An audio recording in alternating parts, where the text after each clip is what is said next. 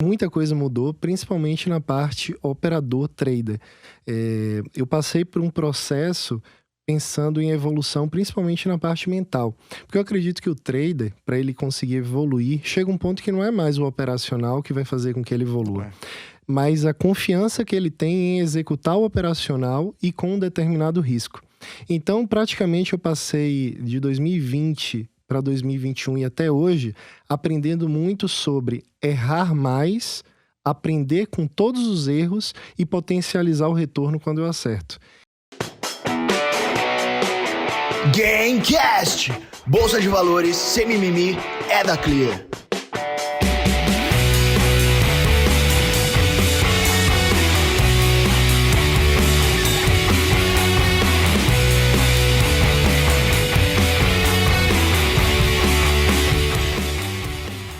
Fala pessoal, seja muito bem-vindo a mais um Gamecast. Aqui a gente fala de bolsa de valores sem mimimi. Indec, que frio é esse, doutor? Que é isso? Cara, que frio desgracento quando você tá gravando aqui, né, André Moraes? Aliás, pra quem não tá vendo ele, muito interessante aqui. O rapaz abre o programa falando de frio e de bermuda com 10 graus, sendo que o cara não é aquele cara que vem da Suíça, né? Que a gente já sabe, né? Cara, o clima do Tocantinense é muito parecido com o clima da Suíça. Faz quanto tempo você não vai pra Tocantins? Cara, a gente tava falando agora há pouco aqui em off aqui com o Luiz Neri, faz quase 2 anos, né? Porque faz tempo. Mas logo vai chegar a minha hora. Sorte só terminar a segunda dose. do povo de Tocantins. Sorte nada. Você vem com papo. Agora, outra coisa que eu queria comentar contigo aqui, que tá interessante, né? Eu acho que não pagaram o que tinha que pagar no aluguel. Tá faltando uma mesa. Tá aqui, faltando olha, uma mesa aqui, ó. sacanagem. Aqui, ó. Pessoal que esqueceram de pagar essa mesa, André Moraes. Eu acho que o pessoal do Gamecast não tá pagando direito, hein? Precisa olhar isso aí depois. Depois a gente tem que ver Você que é o responsável pelo Gamecast? Eu? É. Serei. Eu tô negociando, cara. A gente fez uma negociação, né, e tal, tô tentando pegar de volta. E tá feia a negociação. Mas, cara, a hora que a gente pegar de volta esse negócio, aí vai ter mesa, vai sobrar mesa. Só ver se a produção tá baratinha, tá caro, como é que funciona isso também, né? É isso aí. Que bom, e né, aí, cara, você sabe que hoje a gente tá fazendo um negócio diferente aqui, né? A gente vai falar com o Luiz Neri, que teve aqui lá no começo do Gamecast pela segunda vez. Qual foi o Gamecast que ele gravou? 23. 23? 23. Caceta. Caraca, nós estamos, velho. Caça, a gente tá em 110. Faz um tempinho, hein, Luiz? Bom, primeiro, seja muito bem-vindo novamente aqui. Muito obrigado mais uma vez por estar participando e trocar essa ideia muito proveitosa para todo mundo. Quando a gente fez, já tinha Covid? Já tinha... Não, tá maluco. Foi assim... Cara, foi antes, porque foi no dia da Maridu, você lembra? Foi pré-Covid. Não, foi pré-Covid. Não foi o último, acho que foi o penúltimo que a gente gravou presencial. Logo depois o negócio ficou feio, né? E você ainda falou de uma queda que tinha acontecido, uma segunda-feira negra lá atrás, que aconteceu, que caiu na China, que caiu 8% isso. E Quarta-feira logo de depois a gente teve exatamente a mesma coisa. Pior, né? Praticamente. Foi pior, né, cara? Porque talvez tenha sido a queda mais rápida que teve no mercado desde 1987, não é isso? Roberto Indec, Não você faço a menor ideia. O Indec agora, o bichinho virou empresário, é outra coisa. Ele é empresário de artista agora, Luiz. Ele é empresário de artista, tem que cuidar do André Moraes. A gente tá gravando um dia de FED, o cara... Como não sabia nem que tinha FED hoje. Pois é, tá foda. Esse cara já foi bom. Ô, Luiz, eu vou te perguntar, cara. Pô, a gente gravou tanto tempo atrás. Alguma repercussão depois do Gamecast ou nenhuma, porque ninguém escutava o Gamecast? Rapaz, então, primeira coisa, já aproveitando esse assunto, né? Agradecer a todo mundo que votou, né? Lá a gente teve uma votação do melhor programa episódio de 2020 e agradecer a cada uma das pessoas que votaram, que ajudaram a ter a maior votação, né? Então, com certeza teve repercussão, todo mundo ficou sabendo. Mas todo mundo, assim, primeiro a galera que já me acompanhava e aos poucos foi chegando mais gente. Muita gente me conheceu através do Gamecast. Legal, muito legal. Bom. Por méritos, né, André Moraes? Foi um Gamecast inspirador, né? Foi gostoso muito, falar de mercado e tudo muito. mais. E aí, cara... Não é ele que tem aquela tatuagem ridícula que nem a sua? De Fibonacci? Vai ser difícil. É exatamente igual, né? Só não vou tirar esse tanto de casaco aqui, porque... Com certeza. A minha tá mais difícil de mostrar, mas é exatamente igual. Aliás, naquele dia, né, que engraçado, a gente gravou com você e com a Maridu, que é profissional de pôquer e tal, e ela também tem uma tatuagem do Fibonacci, né? Que aquele dia foi... Aliás, e com o Fernando Góes, que Sim, também também, tem. Sim. que também tem. Acho que Tava foi a por maior lá concentração de gente que tem tatuagem Fibonacci da história. Ou os únicos né, 4 do Brasil, né? Quem sabe? Garanto que No não. mesmo dia, na mesma empresa, na mesma gravação até. No mesmo dia. E depois daquilo, eu não sei se já tinha rolado isso, né? Eu fui numa visita que a gente foi pra Itália, eu acho que foi... Eu devo ter contado essa história lá, mas eu vou contar de novo, não tem problema. E aí eu fui em Pisa, aonde tem o túmulo do Leonardo Fibonacci. E aí, eu já contei essa história umas 3 vezes no Puta Gamecast. programão esse, né, Luiz? O cara me vai pra Eu fui lá tirar Itália, uma cara. foto lá, tirei uma foto lá do... O cara vai pra coisa até Itália esquisita, né? pra tirar foto de túmulo, cara. Pois é. Mas fazer o quê? tem significado, né? Tem Eu garanto que se sentido. tu aí. fosse lá e tivesse lá, você também ia querer visitar. Com certeza. Mas, cara, então a última vez que você esteve aqui, era outro mundo, né? Era literalmente, né? A gente podia sair de casa, a gente ficou desde aquela época, faz quase 2 anos, sem gravar Gamecast até mês passado, quando a gente voltou, né? E mesmo assim, com todos os cuidados do mundo, com separação, né? Ainda bem que eu fico mais longe do Você INDEC, queria estar mais né? próximo, né, André? Eu sei disso. E com os mercados também, né? O mercado, como você falou, né? A partir de quarta-feira de cinza afundou, subiu, tá fazendo umas pernas esquisitas de alta nesse momento, enfim, muita coisa mudou. E o que mudou no Luiz Neri operador, né? Você teve muita mudança de sistema, ou você tá correndo atrás de outras coisas? Você falou tava num curso de PNL e tal, enfim, quem que é o Luiz Neri hoje que não existia há 2 anos atrás? Engraçado que vindo pra cá eu tava ouvindo o meu podcast, né? Só que como eu falo muito lento, por ser baiano, né? Então eu coloquei no 1.5, que é pra colocar pelo menos no mesmo ritmo. Aí vocês falam mais rápido, eu falo ali no tempo normal. Então, mas eu assisti e falei assim, rapaz, muita coisa. Falei, pô, concordo com o que esse cara tá falando. Isso falando de mim. Mas muita coisa mudou, principalmente na parte operador-trader. Eu passei por um processo pensando em evolução, principalmente na parte mental. Porque eu acredito que o trader, para ele conseguir evoluir, chega um ponto que não é mais o operacional que vai fazer com que ele evolua. Mas a confiança que ele tem em executar o operacional e com um determinado risco. Então, praticamente, eu passei de 2020 para 2021 e até hoje, aprendendo muito sobre errar mais, aprender com todos os erros e potencializar o retorno quando eu acerto. Então, se Luiz Neri, há 1 ano, acertava 40% das operações, hoje o Luiz Neri acerta menos, mas busca operações ao invés de 2, 3, 4 para 1, Luiz procura de 10 para 1 acima. Então, é um Luiz que busca menos acertos, ele não se preocupa com fechar um dia positivo, mas ele se preocupa em fechar o mês, o bimestre, o semestre com o maior lucro possível. E aí, para isso, depende mais do mercado do que de mim. Não é uma corrida de curto prazo, então, Não. né? Esse que é o ponto. Apesar de ser day trade. Sim. Né? Então, só pra quem não assistiu lá o episódio, aliás, assista, né? Vai ser interessante. Escute, né? Porque não tinha YouTube ainda. Não tinha YouTube ainda, né? Quer dizer, tinha YouTube, mas não tinha Gamecast fazendo YouTube, né? Porque Exato. o pessoal, até acordar que precisava de YouTube, foi uma demora e tal. Mas, enfim... Corinthians é chato. O que o Luiz Neri opera, só para todo mundo ficar na mesma página? Então, eu opero Price Action. Eu uso Price Action tanto nos 5 minutos quanto no Renko. Então, basicamente é isso. Não uso indicadores, 0 indicadores. Nem média móvel? Nem média móvel. Eu ainda usava no ano passado, mas agora não uso mais média móvel. Até porque todas as estatísticas que eu tenho do operacional não envolvem média, não envolvem volume, não envolvem nada além dos candles e dos boxes no Renko ou em qualquer gráfico atemporal. Legal. E você opera principalmente dólar, índice, ações? Hoje eu opero dólar, índice, ações, milho, Bitcoin, Ethereum, Só criptomoedas, como um todo. Então, mas como é que você faz para acompanhar todos esses gráficos, né? Você tem só uma tela, e é muito do que o André fala, né? O André, você vai lá no escritório da mansão dele, ele tem um escritório ali, cara, e tem um monte de tela, né? E uma das telas, ele coloca... Quantos gráficos tem naquela tela? 12 gráficos. Só, eu achei que até que fosse mais. Não, mas ele tem 12 gráficos, tudo 5 minutos? Tudo 5 minutos. Gráficos de 5 minutos de 12 ativos diferentes. A sua ideia aqui é um pouco disso, pra você acompanhar tudo junto? Então, eu faço um estudo dos ativos no swing trade. Então, hoje, a maioria das minhas operações e a maior parte do risco está no swing trade.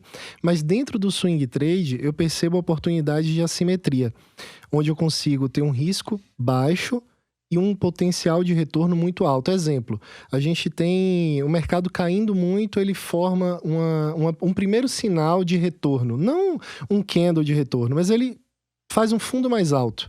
Eu sei que ele tem um potencial, o maior potencial que eu posso ter na operação é ali, não lá no topo. Então ali eu aproveito o máximo possível da jornada do preço até o topo de novo. Legal. Então esse tipo de operação eu chamo de timing trade, eu adoro fazer. Só pra ver se eu entendi. Digamos que você tenha lá, por exemplo, os bancos. Itaú, que tava caindo que nem chumbo esses dias. Largou lá um candle interessante, que você enxerga ali uma possibilidade de fundo. Ao invés de você esperar um pivô do gráfico diário, você vai pro gráfico de 5 minutos. E se entrar um day trade que termine no lucro, você tinha um risco de, sei lá, 0,5% na operação, fica com ela tentando ganhar, sei lá, 10%. Você conseguiu um retorno de 20-1. É exatamente isso ou não é tão... Tem alguns detalhes assim a mais nesse ponto aí. Quando eu vejo essa formação desse possível movimento de alta, eu tento, através das estatísticas que eu tenho, quantas vezes depois de um candle fechando na máxima no diário, eu tive um dia seguinte também de outro candle fechando na máxima. E isso eu tenho todos esses dados capturados de vários ativos diferentes. E quando eu vejo essa oportunidade, eu vou lá no day trade e ele não precisa andar muito para eu fazer esses 10%. Porque eu vou aumentando a mão junto com a operação. Então, exemplo, cada fundo mais alto que os 5 minutos me dá, eu aumento a mão e o meu risco permanece igual porque eu puxo o stop. Então, eu aumento a mão, puxo o stop. Aumento a mão, puxo o stop. Então, se eu comecei a operação com R$1.000 de risco, eu vou continuar com R$1.000 de risco até o final. Mas chega um momento que eu tô com 10 vezes o tamanho da minha mão, arriscando os mesmos R$1.000, e uma esticada que o preço dá, eu consigo fazer um 10-1, por exemplo. Entendi. Aí você, assim, eu já tô fazendo as contas na minha cabeça, você troca um bom índice de acerto, porque várias vezes você tá com a mão gigante, só que já subiu 3, 4%, você foi crescendo, e aí, cara, vem uma correção qualquer, alguém falou uma besteira lá em Brasília, vem uma correção, você toma stop, sai perdendo 1.000 e deixa pra trás. Então você troca o melhor índice de acerto por uma porrada quando você ganha. Então, digamos que em cada 10 você acerta 3. Só que cada 3 vezes que você acerta, te dá muito mais dinheiro que você vai perder nas outras 7, né? Isso. E por isso que entra o jogo mental. Porque imagina pro trader errar 7 vezes seguidas. 6 vezes seguidas. Então, a confiança, o trader ele tá ali o tempo todo num termômetro de confiança. O trader ele passa por momentos de alta confiança, quando ele acha que ele é o Thor dos candles, e um momento onde a confiança dele tá lá embaixo. Quando ele começa a hesitar nas operações. Quando tá lá em cima, ele quer aumentar o risco, ele tem confiança demais. Ele entra em operações medianas pensando que são operações muito boas. Então, o ideal é manter a confiança ali no meio. Isso é muito difícil quando a pessoa erra muito, né? Quando ele busca esse risco-retorno. Ele chega, talvez um iniciante, ele olha ali errando 5 vezes seguidas e pensa, poxa, desaprendi, ou então isso daqui não funciona, né? Mas se você tem uma base estatística e se você já tem tempo de mercado, eu não indico que o iniciante comece pensando em acertar 10 a 15%. Você sabe que um filtro importante que eu fiz para poder dar uma boa mentoria foi esperar o pivô do gráfico de 60, não do gráfico diário, porque senão você tem que esperar demais e acaba muitas vezes, quando o movimento falha, você devolve muito. Isso me deu um índice de acerto bom. Não é aqueles índices de acerto que de vez em quando eu vejo alguém falar que tem de 80%, 70%, 60%, talvez 60%, não mais do que isso.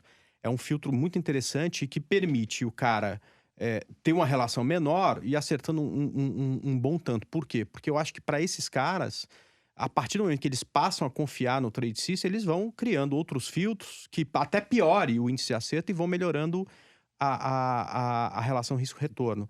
Mas isso mantém esse cara que está iniciando com a cabeça mais equilibrada. Porque se você passa a não acreditar no sistema, velho, você só faz besteira, né? Então você tem que... Acho que o primeiro passo é isso mesmo que você está falando. O iniciante é acreditar que, pô, ao final de 100 operações, isso aqui vai me trazer retorno, né? E o desafio é esse mesmo. com o passar do tempo, você ir melhorando a relação risco-ganho e diminuindo essa taxa de acerto e tentando se manter equilibrado, né? Porque depois de tomar 5, 6 stops seguidos, é difícil você fazer a 7ª operação, né? E às vezes você fala, não, essa aqui eu não vou fazer porque, poxa, eu não tô bem e tal. E aquela, talvez te daria o lucro para cobrir o prejuízo que você teve nas outras 6, né? Então... O trader que opera assim, que opera com índice de acerto baixo, ele tem que ter a confiança no lugar. Ele tem que saber o que ele está executando. Porque se em algum momento ele hesita, ele perde a operação que recupera todas as outras e deixa ele positivo. Eu tenho alunos que estão buscando operações de 50 para 1, 100 para 1. Então, uma hesitação que eles fazem ali pode custar o resultado de 2 meses, 3 meses. Ô, Luiz, me diz uma coisa, cara. Tem um ponto aí que a gente percebe muito no dia a dia, acho que não só necessariamente dos traders, eu acho que da grande parte das pessoas que operam renda variável. Quando o mercado é para cima, as pessoas vendem muito rápido, né? E quando o mercado vai para baixo, vai contra a sua... Por exemplo, se a pessoa está comprada, o mercado vem para baixo, as pessoas muitas vezes não vendem. Elas seguram muito mais, enfim. Pessoas, obviamente, que não têm disciplina, né? E que eu acho que é uma maioria hoje no mercado de renda variável. O setup do Luiz é o contrário disso. É isso que eu quero, é onde eu quero chegar, é exatamente isso. O seu setup é justamente ao contrário dessa situação. Porra, então você quer dizer que a disciplina nesse caso ela é fundamental para você chegar no 10 para 1? E se o negócio chega no 7 para 1 e começa a voltar? Qual que é a sua tomada de decisão naquele momento? Então, tem 2 formas de pensar em alongar as operações. Uma é você fazer um trailing que garante alguma coisa, e a outra é fazer um trailing que você garante o risco. Ou seja, você faz parcial. A parcial depende de como eu tô, por exemplo, no gráfico de performance. Se eu tô num drawdown, se eu tô perdendo, se eu tô negativo ali do topo até o fundo, eu vou ter que realizar uma parcial no 10 para 1, por exemplo. Caso eu esteja no topo, se eu tô ganhando, se eu não tenho perdas recentes, se eu não tô na sequência de 5 perdas seguidas, mas a última eu ganhei e já estou positivo, então ali eu alongo enquanto a operação der. Eu não me preocupo com a operação voltar. Eu tenho um alvo, por exemplo, eu vendo do ponto de acima da máxima do dia anterior e levo até a mínima do dia anterior. Isso seria o alvo final. E lá é onde a operação dá o maior retorno possível. Só para colocar todo mundo na mesma página, deixa eu explicar o que é drawdown, pode ser? Sim. Porque é uma coisa que pouca gente fala e que é muito importante, né? Eu digo que uma coisa que é importante, que ao longo do tempo você tem que ser capaz de vencer o Ibovespa. Senão você compra Bova 11 e não tem que se preocupar mais com nada, né? Então, quando o mercado vai a favor do lado que tu escolheu para operar, vamos pensar em compra para ficar mais fácil para todo mundo, né? Você tem que fazer de tudo para ganhar mais do que o Ibovespa daria se você estivesse comprando exatamente Bova 11, né? Agora, de tempos em tempos, o mercado passa por uma grande correção. E se você é muito agressivo quando você tem tendência, nos momentos de correção você devolve parte do que você ganhou. Então, essa distância ao final de uma correção que você está do topo acumulado do capital é o drawdown. Ou seja, quanto mais você ganhar em relação ao Ibovespa, melhor. Quanto menos você perder do topo até determinado ponto, melhor, né? Então, a gente tem casos de fundos que quando a bolsa está subindo, os caras ganham durante 3, 4 anos o dobro do Ibovespa. Mas aí chegou na época do Covid, a bolsa caiu 50%, o fundo caiu quase tudo, caiu quase 100%. Quer dizer, o fundo caiu 70%, 80%, alguns fundos, né? Então, o que acontece? Não adianta nada. A gente não vem aqui para fazer uma aventura. A gente está aqui para ficar pelos próximos 30 anos, 40 anos, se Deus quiser. Enquanto a gente gostar de investir, a gente vai estar investindo. Então, esse drawdown tem que ser o menor possível, né? Então, o que você está falando é que, para manter a mente equilibrada, quando você tem uma sequência de perdas, você até faz uma parcial para tentar equilibrar a parte mental, né? Isso. E que a hora que você está mais perto desse topo do capital, ou ultrapassou esse topo do capital, você tenta alongar mais as operações, porque, porra, tua mente não está equilibrada se só ganhar 10 para 1, né? Vai continuar equilibrada. Isso, e nesse caso, a confiança está no lugar onde ela deveria estar. Ela não está abaixo nem acima, porque ela está fazendo exatamente o que eu me propus a fazer. E dentro desse processo, o que eu mais aprendi foi justamente o oposto do que se faz em todos os lugares que você convive na sua vida. Exemplo, na escola, ninguém é parabenizado porque tirou um SR na prova, sem rendimento. O que é SR? Sem rendimento, 0. Aquela Tirou que você tirava zero, sempre, né, André Bruno? Eu Moraes. já tirei uns desse aí. Pois é. Vou Indec, você também tem cara de... Muito. Tirou vários SR na vida, viu? Então, ninguém é parabenizado por notas baixas, né? Pelo menos eu não fui. Era sempre assim, pô, tirou 7, vamos buscar 8, 9, chegava 10. em casa, tomava uma coça, né? É isso. É, Eu não cara, quis falar essa porra, parte, não. Nossa, eu Não, fico pode ir. puto lá em casa quando tiram um 8 e eu Sua falo, filha. que beleza, né? Parabéns, a minha esposa. O que você errou, né? Eu falei, porra, tirou 8, tá bom. Eu nunca tirei 8 na vida. Mas enfim, alguém tem que educar em E casa. já né? dizia sua mãe, né? As nossas, acho que todas as mães, você não é igual a todo mundo. Isso. Mas, é mãe, a todo frase mundo tirou 5, universal. você não é igual a todo Frase mundo. universal. Frase não tem universal. jeito. E o que eu aprendi foi justamente aprender com os erros. Ver que o erro é normal, mas como que eu posso aprender com ele? Errei aqui, certo? Como é que eu faço para da próxima vez? Não é que o erro não deve existir, mas como ele pode ser menor da próxima vez? Exemplo, alguém que quebrou uma conta. Essa pessoa não precisa melhorar no sentido de falar assim, não vou perder mais. Ela só precisa perder menos. Então é um processo, primeiro, de aprender a errar menor. E quando você erra menor, quando seus acertos vêm, quando você acerta, é muito fácil você chegar onde você quer. Chegar no topo ou chegar em valores que você busca. Legal, muito bom. É isso aí. Cara, e olha que engraçado, né?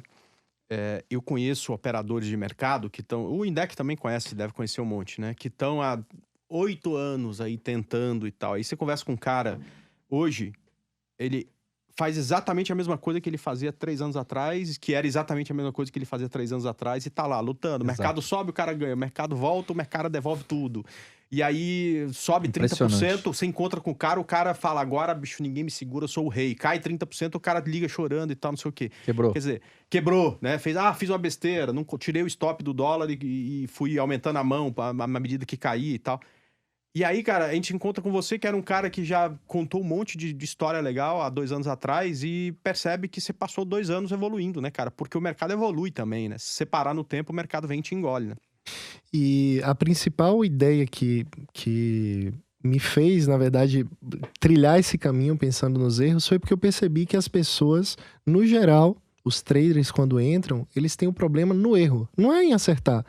Pegar um gráfico e buscar uma operação vencedora, no geral, se eu colocar 10 operações seguidas na frente de uma pessoa que até nem conhece de mercado e perguntar para ela, aqui você vende ou aqui você compra? Ela vai acertar em torno de 5 operações. Sim. Então, o grande problema está no momento que essas pessoas perdem. As pessoas não limitam as perdas, entram naquele processo de raiva. Por quê? O trader, ele vive frustração o tempo todo dentro do mercado, né? Ele compra e aí ele não coloca stop. O negócio cai tudo e ele perde além do que deveria. O trader compra e a operação anda. Ele vai proteger no trade no 0 a 0, a operação pega o 0 a 0 e vai com tudo para cima. O trader compra, carrega a operação e protege 200 pontos, por exemplo, no índice. A operação volta, tira ele e vai com tudo. No dia que ele não faz o trailing, é o dia que a operação volta tudo e cai. Então, é um processo de frustrações que vão acontecendo e criam a raiva, né? A soma de várias frustrações aí leva à raiva. E a pessoa se desespera, não sabe o que fazer. Mas por quê? Quando aconteceu o primeiro erro, a mente fala alguma coisa pra ele. Poxa, você tá cometendo erro. Mas não, fica quieto aí que eu não quero sentir nada agora não. Deixa eu operar aqui. Esse é o grande problema. E outra coisa que você colocou aí, que é importante, é a falta de uma rotina. Isso. Porque se você não tem uma rotina de fazer sempre as mesmas coisas, né? A cada momento de mercado, a cada vozinha que você escuta, você muda o teu trade system, ao final de 10, 15, 100 operações, você nem sabe por que você está ganhando, o que você está perdendo. Você só sabe que você está ganhando, o que você está perdendo, porque você olha na sua conta. Mas você não sabe o que você fez. O que é melhor no final das contas? É sempre usar a saída parcial, é subir o stop, ou é não subir o stop e deixar chegar até o final, porque de vez em quando volta. Você não sabe, porque você não fez conta, né? Você não fez o que o Luiz Neri fez, que é exatamente planilhar tudo isso e saber o que acontece a maior parte do tempo quando você tem determinada situação. A partir daí é que você cria uma rotina, né? E sem essa rotina você nem sabe por que tá ganhando ou perdendo.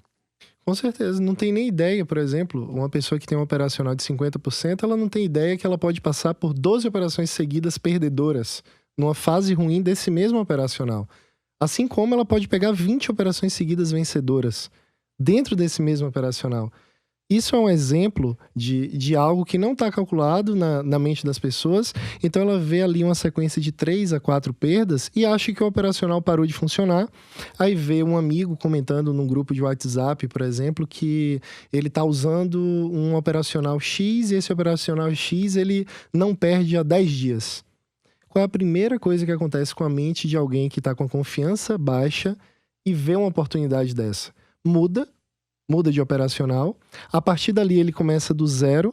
O operacional desse amigo estava num período muito bom, pegou uma sequência de vitórias, mas ele também tem um período de perdas.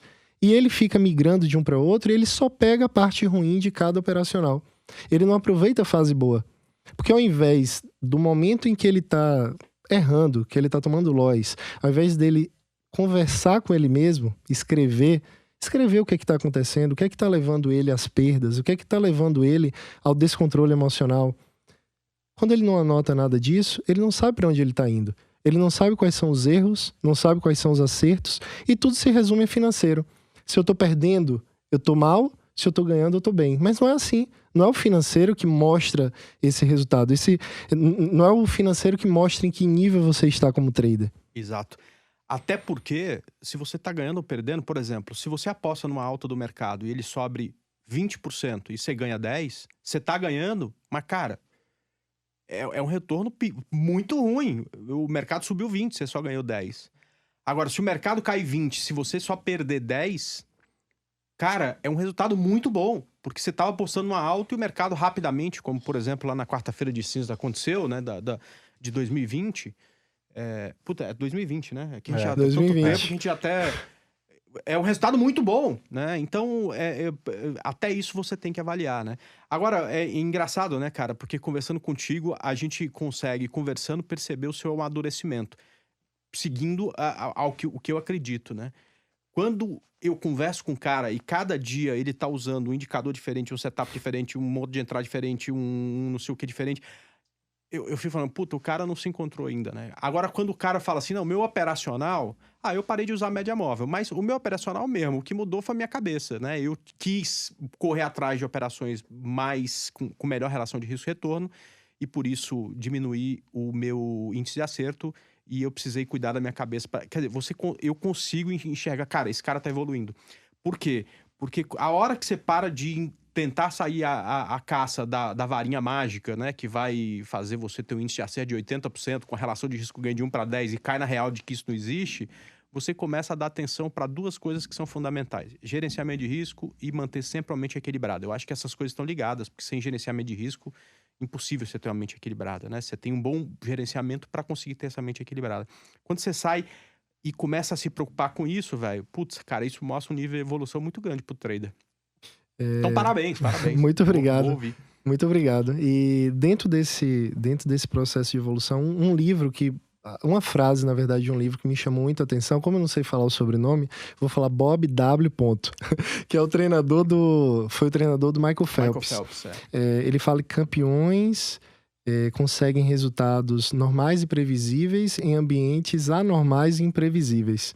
Então, na verdade, não é o campeão no sentido de... venceu uma competição, né? Mas vencer uma competição todos os dias. Não no sentido de você entrar no mercado e ganhar dinheiro todos os dias, mas no sentido de você entrar no mercado, você saber qual é o seu pior, como exemplo aí, falando do Phelps, saber que ele entrou numa piscina dentro de uma competição e entrou água nos óculos dele logo nos primeiros 25 metros, só que ele já tinha treinado, porque ele já tinha imaginado que aquilo poderia acontecer. Então, quando eu abro uma operação no mercado, todos os dias, a primeira operação, eu já sei qual é o pior que pode acontecer comigo naquele dia, e o melhor eu deixo aberto para o mercado, porque pode ser um dia que anda 5 mil pontos e eu estou comprado, aproveitando tudo, né? Então a parte dos ganhos você pode deixar aberto. Agora, o seu pior você tem que medir. Legal.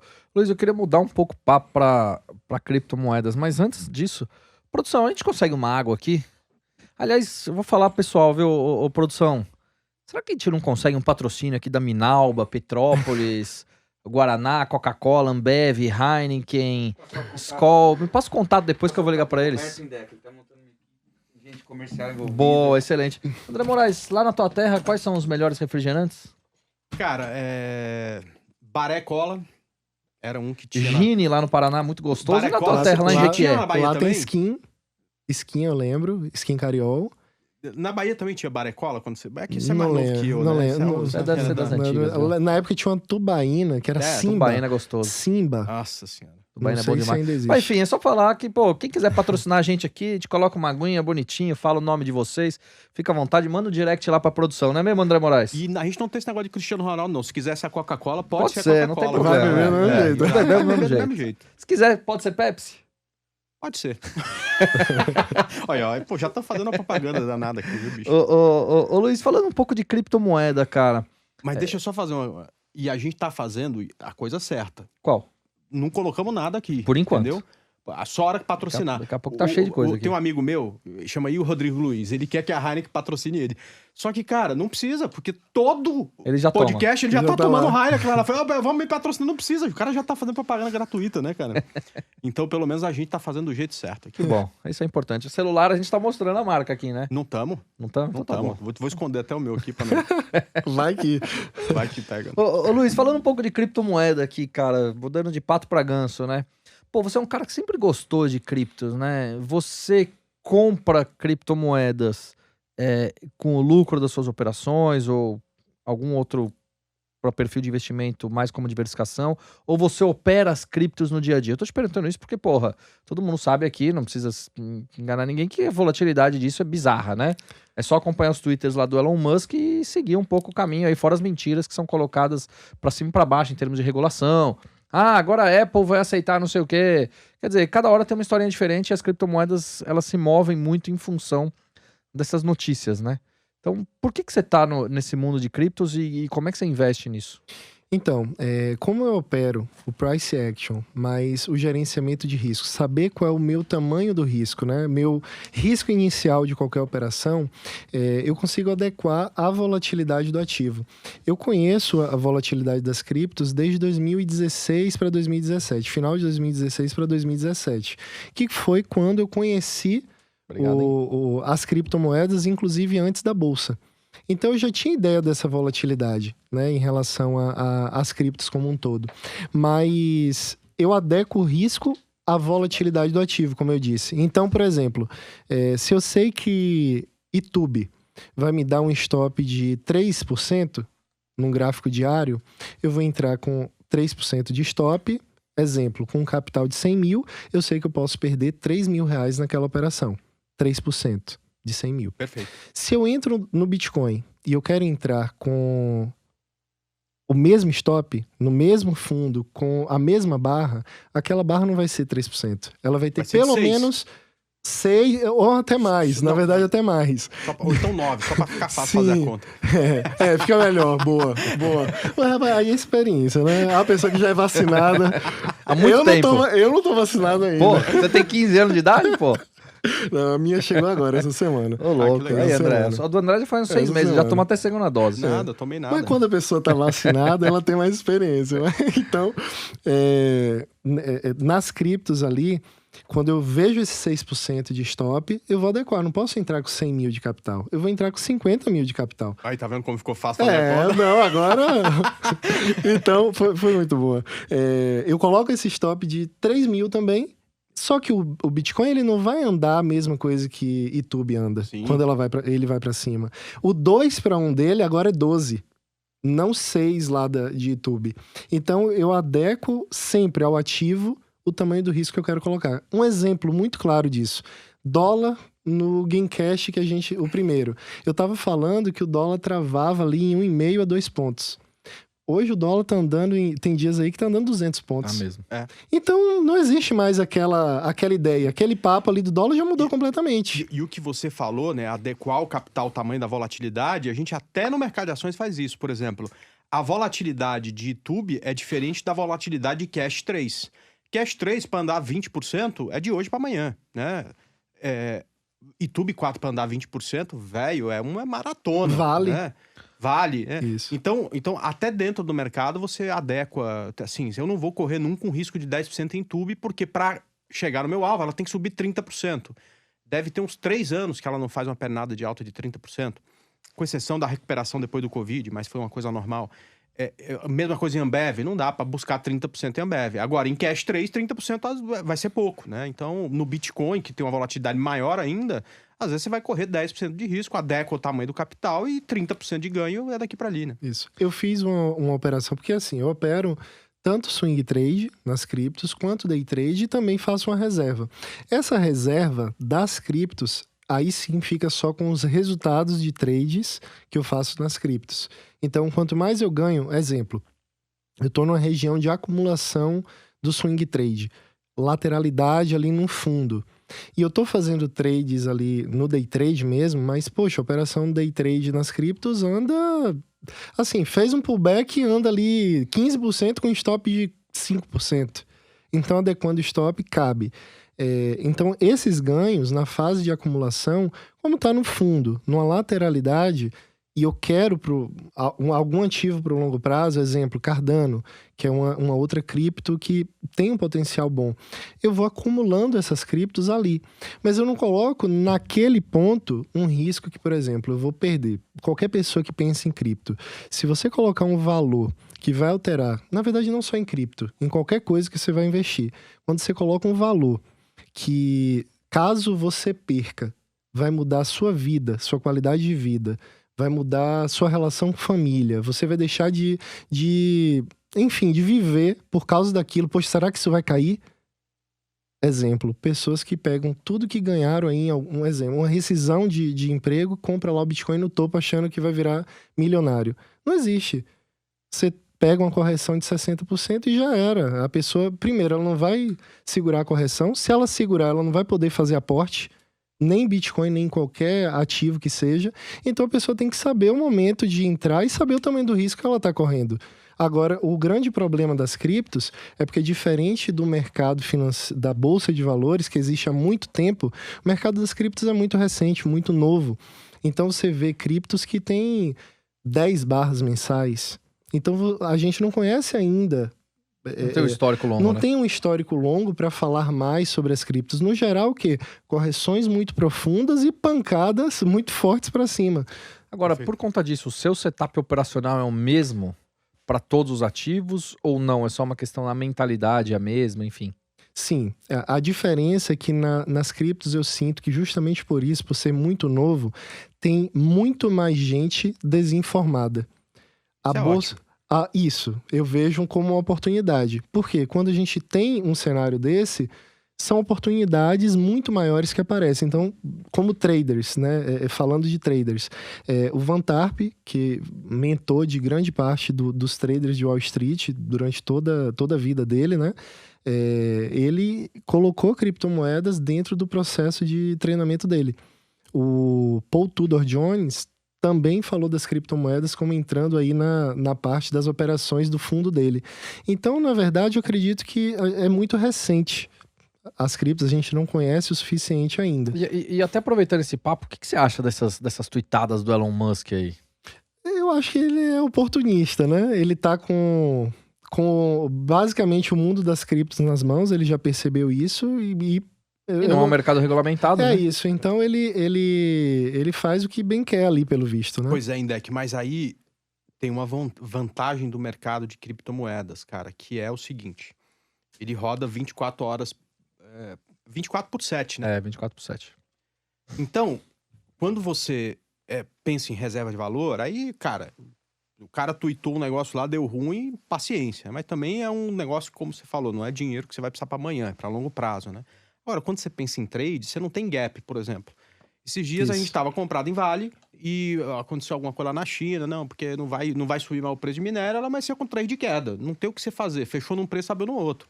Agora, você tá comprado o Bitcoin com o stop colocado, se ele der uma tuitada, vai pegar teu stop e pode cair mais 30%, 40%. Pegou teu stop, tá aberto, não tem o gap. Então, este mercado, para quem faz principalmente swing trade, day trade e tal, é muito bom, porque você não tem esse problema de ter gap. E aí o que acontece? Provavelmente... Aliás, duas coisas que eu quero falar. Segundo, ETF, que agora tá tendo aqui no Brasil, eu acho um excelente instrumento para quem quer fazer reserva de valor, não sabe como é que abrir conta em corretora. Enfim, tem alguma... É muito... Mas pra swing trade não dá, porque ETF, se você tá no swing trade ETF, tu tem uma desvantagem, velho, em relação a outros participantes, que é só ter o mercado aberto 7 horas por dia. Cada gap de hash 11 de outras tantas aí, você não Tem tido muito ter... gap na segunda de manhã? Oi? Segunda de manhã tem tido muito gap por conta de volatilidade do final de semana? O hash 11 tem muito gap, cara, mesmo durante a semana, porque ela foi lançada no mercado depois que começou. Esse problema todo com Bitcoin, de cair e tudo mais, e ela tem principalmente Bitcoin, né? E é uma que eu botei na carteira da minha filha. Eu mantenho tudo numa única corretora pra ela, né? A gente comprou, ela quase infartou, porque ela fica vendo, né? A gente comprou, cara, a primeira vez que eu comprei hash 11 pra ela, tipo, 3 semanas depois tinha caído 50%, né? Aí a gente comprou de novo, agora já tá no meio do caminho. Você opera esse tipo de ETF também ou você vai direto nas criptos? Não, Pra você não nas vale a criptos. pena. É justamente por isso. Cripto são os movimentos Pra muito trade intensos. tem que ser 24/7. Esse fim de semana, na verdade... Mas é coisa de viciado, né? Eu fiz, Ou não? eu consegui, no domingo eu falo sobre criptomoedas e eu consegui 4 semanas praticamente seguidas, mais de 100%. Em operação com stop de 10%. Então, na verdade, assim, para mim, é sempre que tem uma oportunidade com risco baixo e que eu posso potencializar o meu retorno, é uma oportunidade válida. Então, esse fim de semana, por exemplo, eu tava lá operando, como você falou, de viciado, uma moeda AXS. Tem um jogo agora que ele paga em criptomoeda. Puta, Andrezão, ferrou, meu. Axie Infinity. Começou nomes de... Cara, quantas criptomoedas tem hoje? Rapaz, é cripto. Acho É que lote. acho que tem mais de 1.000. Mais de 1.000 criptomoedas diferentes. É porque eu também foco em uma quantidade. Eu não olho todas, não dá. né? Porque não tem como. Senão fica doido. Tem que ter uma boa liquidez e uma boa Sim, volatilidade. sim, Né? sim. E nesse caso aí dessa moeda, ela valorizou ali 150% em um dia, praticamente. Mas claro, se a pessoa não Poucos perceber que tem um potencial risco ali de 30%, porque foi uma barra diária de mais de 30%. Se ela não percebe que tem esse risco, ela entra ali com um capital, por exemplo, R$5.000. Caiu ali de volta, já era, tá na metade do patrimônio, metade do capital. Para ela conseguir chegar de volta naquele valor, ela tem que ganhar 100%, né? Se ela chegou na metade do capital. Então, o que é que eu busco fazer? Sempre ter um stop nas criptos. Não dá para trabalhar, na verdade não dá para trabalhar sem stop em nenhum lugar, mas mesmo investimento nas criptos eu deixo stop. Nem que seja para falar assim, eu não vou deixar, mesmo para o longo prazo, todo esse valor como risco. Eu diminuo meu risco e conforme o preço volta, por exemplo, essa retomada agora que tá tendo no Bitcoin, eu fui comprando aos poucos, na volta. Só que aí eu não olho o gráfico diário, porque o gráfico diário mostra ali uma barra de 30%. Então eu me coloco ali em gráfico, por exemplo, de 1 hora, de 4 horas, procurando os mesmos sinais que eu procuro no day trade, lá no índice, lá no dólar, em operações no gráfico de 5 minutos, eu coloco ali no gráfico de 15, de 1 hora, com os mesmos padrões. Então eu não mudo indicadores, eu mudo tempo gráfico, até porque funciona 24 horas por dia. Então a gente tem 3 vezes mais barras do que praticamente 3 vezes mais barras do que no mercado normal, né? Na Bolsa de Valores.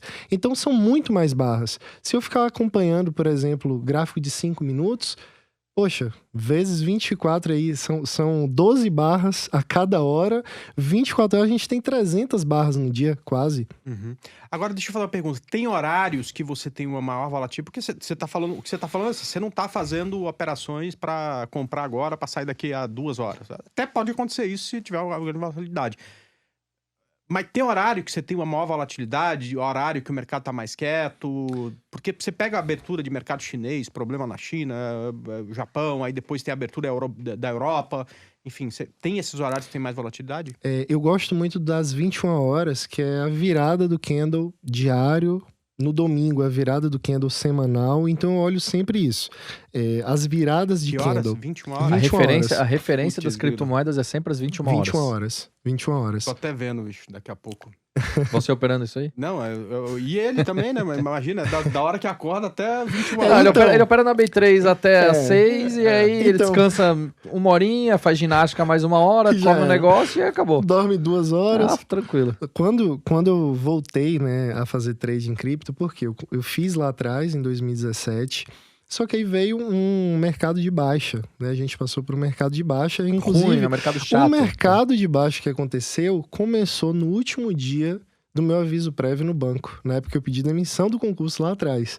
Aí o gerente virou pra mim e perguntou: você tem certeza que você quer pedir demissão? Isso uma barra lá de 20 e tantos % no Bitcoin pra baixo. E eu falei: rapaz, tenho. Mas enfim, aí eu continuei na bolsa, mantive aportes no Bitcoin menores, porque eu também não tinha como estar dando atenção naquele momento, estava no processo inicial como trader.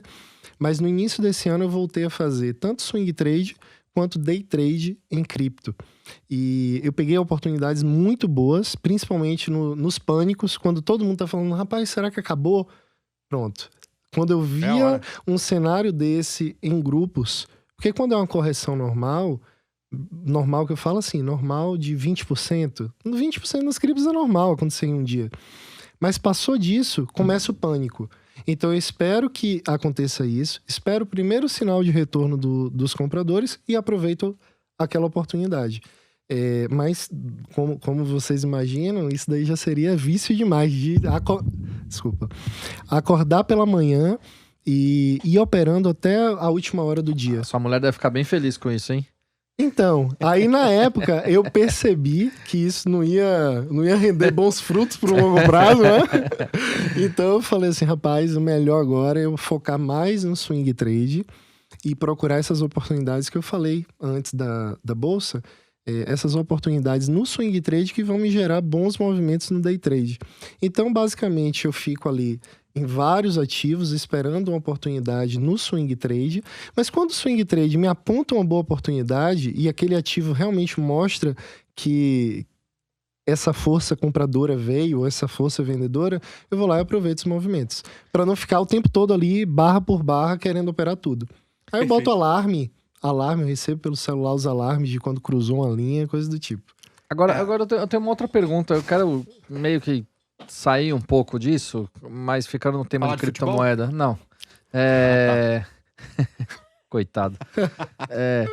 Cara, Ai. o que você acha dessas pirâmides todas que a gente tem visto sempre ou praticamente em 100% dos casos envolvendo o business de criptomoeda, né? É um negócio impressionante, as notícias recentes e crescentes falando sobre os golpes aí que a gente tem visto de pirâmide financeira usando Bitcoin e outras criptos, né? Eu acredito que desinformação. Como é um mercado muito novo, como não tem ainda... Quando eu comecei a estudar sobre cripto lá atrás, não tinha conteúdo na internet. Então eu não podia aprender sobre criptomoedas na internet naquela época. Então eu tive que ir para a Bolsa de Valores. Na verdade, eu fui para a Bolsa de Valores porque não tinha conteúdo de criptomoedas. Então hoje, mesmo a gente já vendo várias pessoas falando de cripto, ainda são poucas pessoas. O mercado da Bolsa, além de ter mais tempo, tem mais gente informando. As criptomoedas não tem tanta gente para informar. Todo mundo fala mais das quedas, que é muito perigoso, mas não informa no sentido de, olha, tem como você fazer isso daqui sem se envolver nesses movimentos que te prometem um ganho mensal, por exemplo, dentro das criptos, que é um mercado totalmente incerto.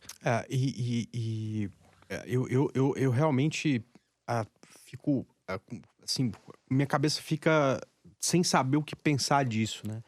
De um certo lado, né? Pô, que coisa terrível ter gente que pega o dinheiro de uma vida inteira, às vezes, né, cara? Entrega na mão de uma pessoa que promete ganho, principalmente no mercado com tanta volatilidade que é esse de criptomoeda, mas ganho em renda variável, um ganho fixo em renda variável, né? Mas, por outro, cara, tem que ser muito ganancioso também pra pensar num golpe como esse. Cara, porque... impressionante. Os caras oferecem 10% ao dia, 10% ao Pois mês, é. sei lá. Cara, qualquer loucura. pesquisa que se faça, né, você vai perceber que, cara, isso não faz nenhum sentido. Você imagina o seguinte, né? historicamente, o investidor mais famoso que temos hoje é o Warren Buffett. Ele ganhou 20%, em torno de 20% ao ano em dólar, né? 20% ao ano, né? Como é que alguém que está operando um mercado com tanta instabilidade como essa 10% ao pode te mês. prometer 10% ao Não, mês? não acho, né? eu vou até um pouco mais... E como é que você pode acreditar nisso? Então, esse cuidado tem que ter, né? Vamos trazer um pouco mais pra perto, né, André? Porra, taxa de juros até ontem tava em 2% ao ano, agora tá em 4,25%, tudo bem, mas a questão não é essa, eu acho que é o que você falou, eu acho que mistura um pouco de ganância com desconhecimento, mas cara, Google, entendeu? Outro dia eu vi uma mulher com uma bolsa assim, tentando dar uma sacolada no cara, gritando, devolve meu dinheiro, tá num vídeo que rolou aí, algum lugar do interior do país, não lembro exatamente qual. Mas, porra, dá um Google, né, cara? Não é possível que... Eu entendo, as pessoas elas não têm obrigação de conhecer nada. Ninguém nasce sabendo. Eu falo isso todos os dias. Mas pesquisa, procura.